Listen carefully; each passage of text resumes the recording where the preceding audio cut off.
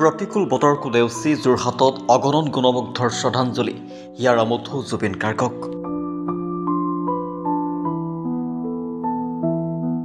দ্বিতীয় বৈকুণ্ঠলৈ পৰিণত যোৰহাট ষ্টেডিয়াম।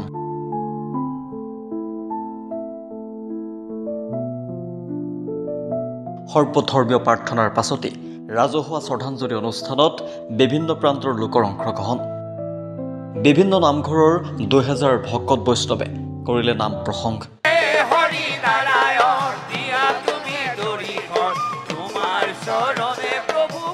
প্ৰাণৰ শিল্পী জুবিন গাৰ্গ নোহোৱা আজি 13টা দিন। যোৰহাটত মাংগলিক অনুষ্ঠানৰ মাজেৰে শ্ৰদ্ধাঞ্জলি অনুষ্ঠানৰ আয়োজন। 2 বছৰৰ পূৰ্বে সেই একেই স্থানলৈকে আহিছিল অসমৰ হিয়াৰ আমঠু জুবিন গাৰ্গ। হাজাৰ হাজাৰ গুণমুগ্ধৰ উপস্থিতিত সেইদিনা আয়োজন কৰা হৈছিল তেওঁৰ 50 বছৰীয়া জন্মদিন।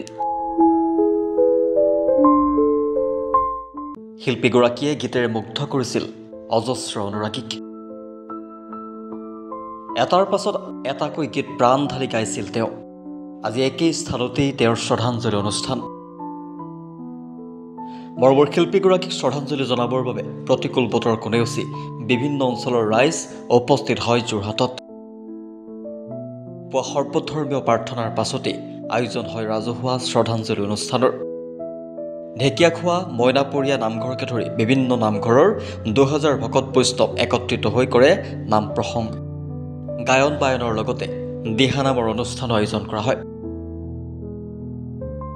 জুবিন গাৰ্গৰ পত্নী গৰিমা গাৰ্গৰ লগতে পৰিয়ালসহ 45 গৰাকী সদস্যই অংশগ্ৰহণ কৰে অনুষ্ঠানত। বিভিন্ন প্ৰান্তৰ হাজাৰ হাজাৰ ৰাইজে শেষ শ্ৰদ্ধাঞ্জলি জনালে প্ৰিয় শিল্পীগৰাকীক। News desk, the homeland insight.